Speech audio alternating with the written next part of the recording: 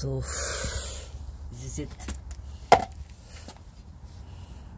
Actually you can do like this is only DIY painting, guys. So whatever your paint or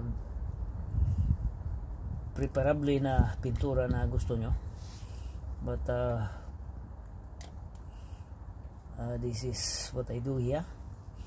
First, clean up, remove all the dirt and dust and rust and everything, and then once it sits in, then you can begin the painting. Now you start from here. You can use spray gun, but I prefer to use brush or paint brush, because paint brush delivers a thicker amount of paint that is needed, no? So just apply a mild stroke in each, and then yeah, so this is just like first coating, and we're gonna do the second and third coating as the final attack. So this is how you do it, like DIY painting on your wheels or brake calipers, dust cover. Okay, so like that. Again, this is just DIY, and it's first coating.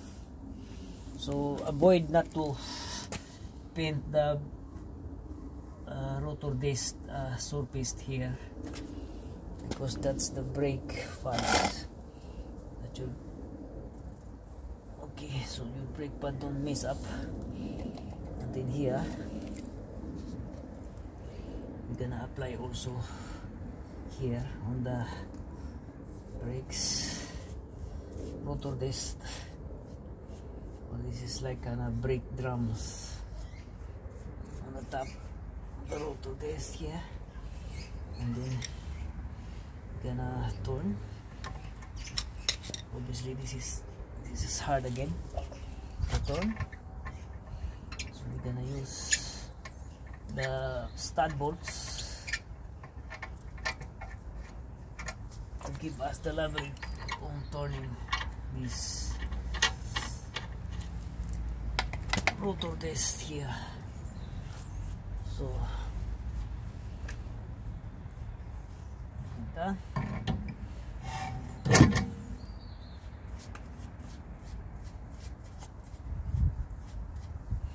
So maganda ang paintbrush resulta dahil makapal siya, no? Hindi kagaya nung spray lang siya na ano talaga. Ang spray kasi manipis masyado. So like that. Hindi kagaya ng mga brush na talagang ano maganda. Ang kagandahan lang sa spray is pinong-pino yung dating, but in terms of protection, mas maganda pa rin talaga yung brush kasi makapal yung ano application ng pintura, no? Makapal. So yan ang ano natin, target natin, yung pintura na hindi siya manipis. Okay, so yan, once na balansin na natin, pwede natin ikutin.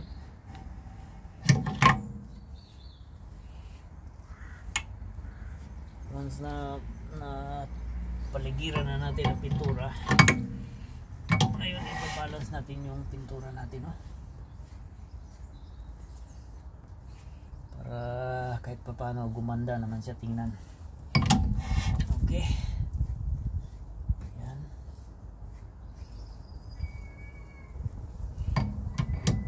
You can use black color or whatever you want, but this is just a DIY painting on wheels. pagkatapos natin ito, isusunod natin yung kabila. And then iwasan natin malagyan ng pintura itong surface ng kanyang wheels hub, kasi magiging hindi balanse po yan sa paglagay ng ng gulong natin ng wheel hub mamaya. Okay, so panigurin natin na walang pintura maka dyan, maka dito. Yan. Okay, and dito sabay na rin yun natin sa taas yung kanyang rotor disc.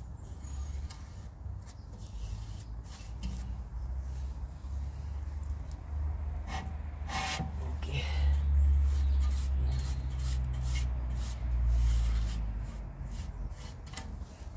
and then isabay na rin natin yung pagpintura yung kanyang brake carrier as well as yung brake caliper.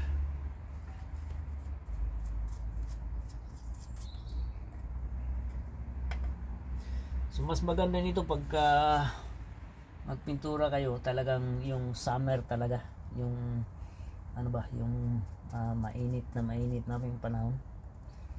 But since DIY lang ito, so doesn't matter. At saka kailangan ipintura nyo yung pagka mga ganito, yung heat resistant na pintura, dahil nagbabaga po ito pagka mag-overheat yung brake nyo, nagbabaga and then matutunaw yung pintura. So kailangan ninyo ng super heat resistance na pintura pagka nagpintura kayo ng mga ganito, para hindi siya malusaw o malusaw sa init. At this is good for now. Okay, we will see in the future kung anong kalalabasan nito. Bigyan mo kayo ng feedback anong kalalabasan nito ating ginagawa. Preventive maintenance lang po ito guys, para hindi kakainin ng kalawang yung ating bakal.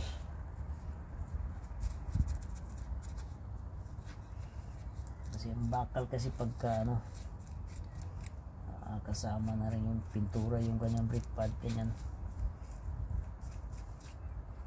para buo na lang sila.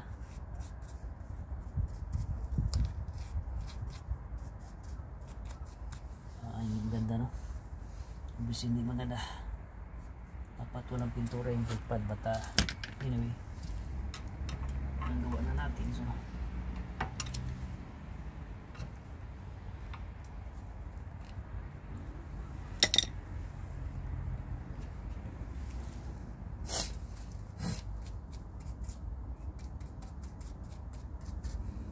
okay,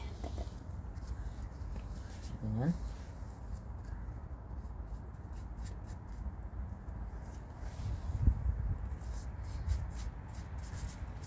Kailangan mo lang holiday for mga spot yung mga bahagi ng parts na pipinturahan natin.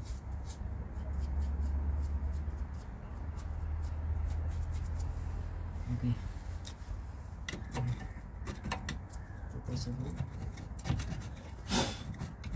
obviously hindi natin na wire brush ito dahil hindi na makaya ng wire brush nasa looban kasi.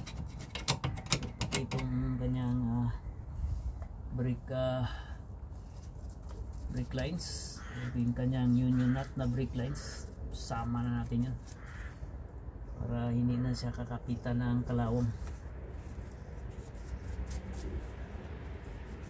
Kasi most likely pagka nagpa-in-city kayo ng yung mga sasakyan, ito po yung tinitinan yung kanyang union nut or brake hose or brake lines ng sasakyan.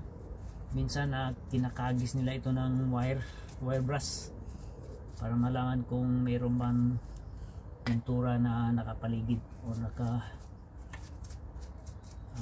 tawag nito.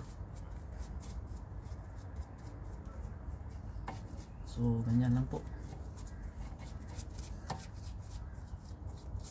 Papakita ko sa inyo mamaya ang resulta nito, kabuang resulta nito. Ganyan ang papakainin po natin ng pintura dyan lahat, yung mga singit-singit niya.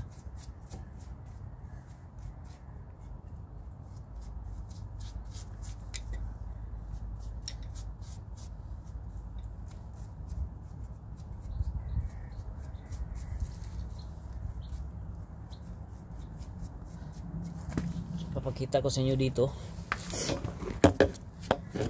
kung magpintura kayo ng mga ganito guys, isama nyo na rin ito.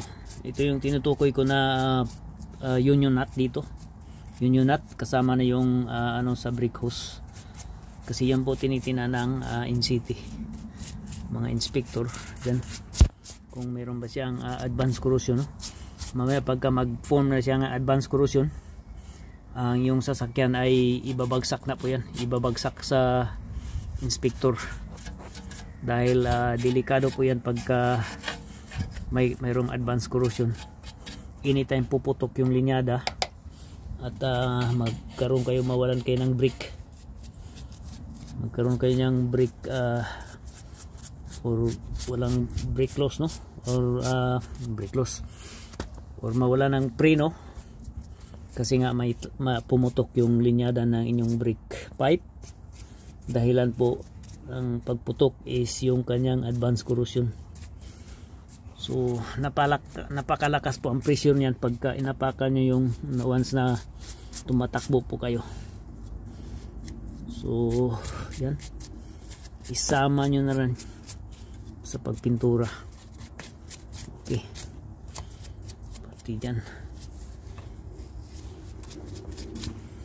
Okay, and then yeah, and then of course ang looban nito kailangan pa din natin pinturahan yung looban ng kanyang dust cover at beforehand yan naman natin. Okay,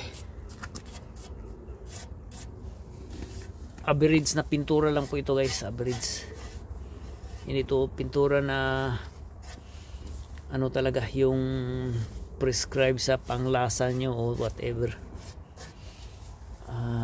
Yeah, so yan na po guys ang maisishare ko sa inyo.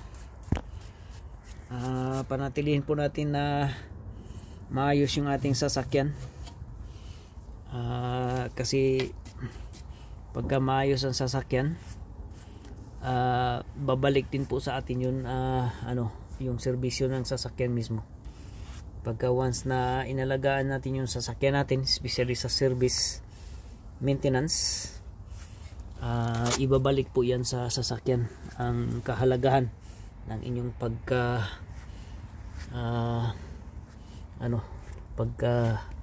nagpakita tayo ng mabait tayo sa ating sasakyan, no? So yan po guys, thank you very much. Andi susunod natin dito sa likod pintura, the same process. Okay, thank you.